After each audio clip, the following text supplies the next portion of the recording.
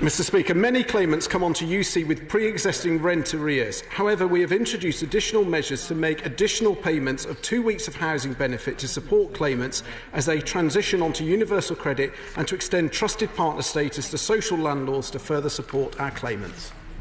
Diana Johnson. Universal credit rolls out in Hull just before Christmas and the Council are already preparing for expected increases in rent arrears.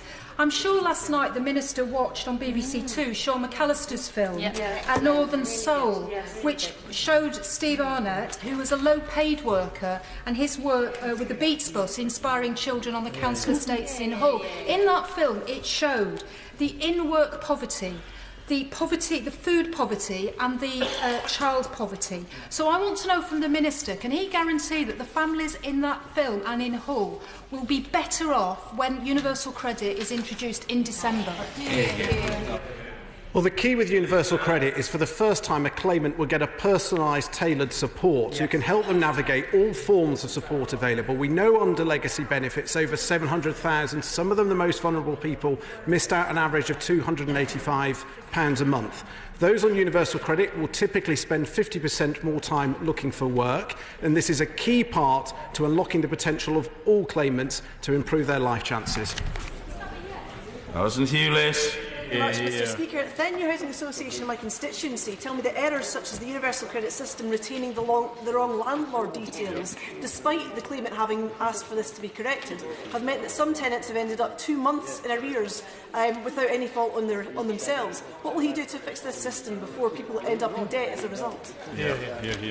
Well, I'm very sorry to hear of that. If there are specific cases, then please don't hesitate to highlight us. But through the rollout of the Landlord Portal, which has been warmly welcomed by the social housing and local authorities, there is an opportunity for both the claimant and the housing bodies to work together to manage this migration process smoothly. Mr Speaker, the Minister knows that the 5-week delay on universal credit forces people into debt right at the start of their claim, too often leading to rent arrears and to other hardships. In welcoming the new Secretary of State to her post, will he encourage her to have a fresh look in particular at this indefensible 5-week delay?